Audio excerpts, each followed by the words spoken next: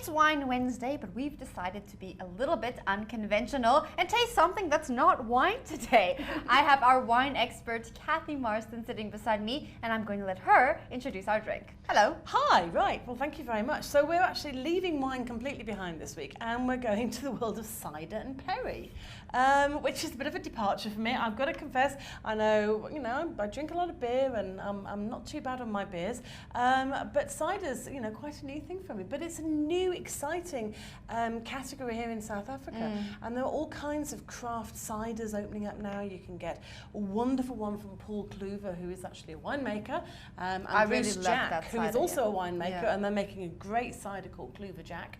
And there's a wonderful one also by a winemaker called William Everson, called Everson Cider. And now we have a new entrant, which is the Scolly, which apparently means criminal. So I don't know if that's a reflection on us for drinking it or what. Sure. I think it's just a little bit cheeky. Yeah. I think is the idea of it. So shall we have a taste? Let's have a taste. And see what we think of it. So this is the perry. So they have, which is basically a cider made out of pears. Okay. Was the best way to describe it.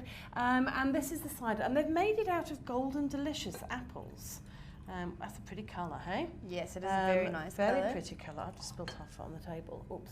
I don't think this is actually what you traditionally make cider from. I don't think it's actually a designated cider apple. But you know what? It's what we've got. So it's local, it's lekker. Let's see if it tastes good as well. It smells of apples, which is an advance on a lot of things that are supposed to be called themselves cider, isn't it? So that's quite nice. I could imagine having that by the pool. I could definitely drink that.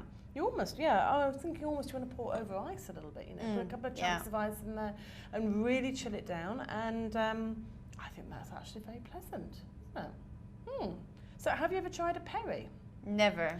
I've had one in the UK, but it's quite a long time ago. So I'm quite interested to see what this one, and this one as well, comes from what I think would normally be considered to be eating pears, which is Packham pears. But, none the worse for that. I think that's also a very pretty colour. It's a bit paler, isn't it, than the it is the cider. The cider was almost a little bit cloudy. Yeah, but a lot of the very traditional ciders that you can get in the UK, they are a bit cloudy, so I don't think that's a bad thing. Oh my word, that does smell of pears. It really smells of pears, doesn't it? I've already started drinking it. Ah.